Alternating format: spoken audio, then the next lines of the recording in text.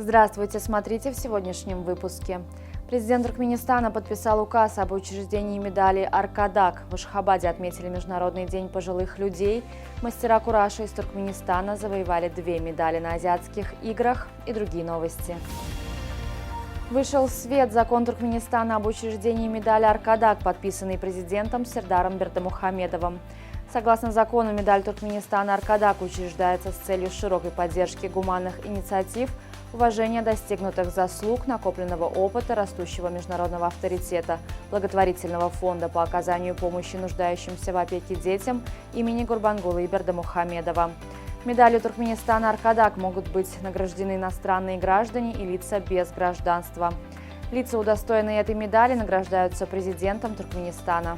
В Ашхабаде в торжественной обстановке отметили Международный день пожилых людей. Приглашенные артисты Русского драматического театра имени Пушкина выступили с концертной программой «Песни нашей молодости». Также артисты вместе с ветеранами исполняли песни военных лет, декламировали стихи, исполняли танцы.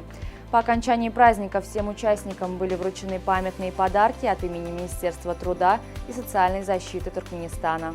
Сегодня в Международной академии коневодства имени Аба Аннаева города Аркадак состоялось открытие Международного молодежного форума «Диалог. Гарантия мира», совместно организованного Министерством образования, Министерством иностранных дел Туркменистана и Центральным советом молодежной организации Туркменистана имени Махтумкули. Партнерами форума являются международные и региональные организации, в том числе Региональный центр ООН по превентивной дипломатии для Центральной Азии, молодежные организации и образовательные учреждения. Американские советы по международному образованию объявили о проведении тестирований по программе FLEX для старшеклассников Туркменистана. Победители конкурса получат возможность провести год в США, живя в американской семье и посещая американскую школу. Подробная информация о программе FLEX и о процедуре подачи заявок доступна на сайте посольства США в Туркменистане. Исследование английских ученых показало, что мужчины, для которых рыбалка является хобби, имеют хорошее психическое здоровье.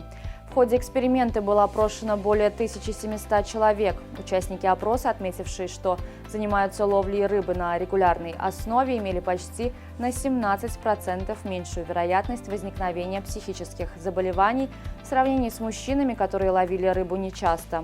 При этом ученые предупреждают, что положительный эффект рыбалки для здоровья можно получить в том случае, если в ее процессе не употреблять спиртные напитки. В Словакии полицейские задержали необычного нарушителя ПДД – собаку. Собака за рулем автомобиля попала в камеры для фиксации дорожных нарушений. Животное ехало, серьезно нарушая скоростной режим. Автомобиль несся по дороге со скоростью 135 км в час. Фото хвостатого нарушителя быстро распространилось по интернету. Поскольку собаку невозможно привлечь к ответственности за нарушение, штраф за неподобающее поведение своего питомца будет платить хозяин животного и машины. По 3 победы одержали туркменские мастера кураша Теджен Тедженов и Айнур Аманова на пути к медалям на азиатских играх в Ханчжоу. 30-летний мастер спорта международного класса из Ашхабада Теджен Тедженов выиграл серебро в весовой категории свыше 90 килограммов, в которой борьбу за медали вели 12 спортсменов.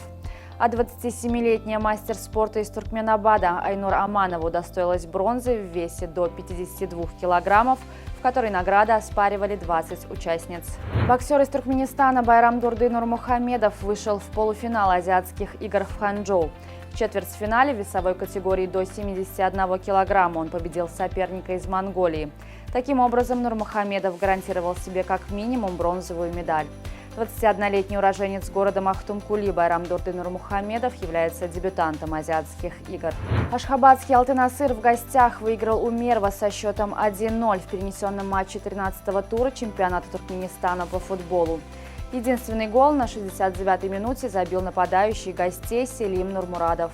После победы Алтын-Асыр на 3 очка приблизился в турнирной таблице высшей лиги к Аркадагу и занимает 2-ю строчку. Мерв располагается на 7-м месте. Футболисты Ахала прибыли в Объединенные Арабские Эмираты на матч 2-го тура группового этапа Лиги чемпионов АФК. Встреча группы А против команды Аляйн пройдет во вторник, 3 октября и начнется в 21:00 по ашхабадскому времени. Отметим, что в этом квартете также выступает узбекский «Пахтакор» и саудовский клуб «Аль-Фейха». На сегодня это все. Желаю вам хорошего завершения дня. Увидимся завтра. И не забывайте, что Туркменпортал ваш самый надежный источник новостей.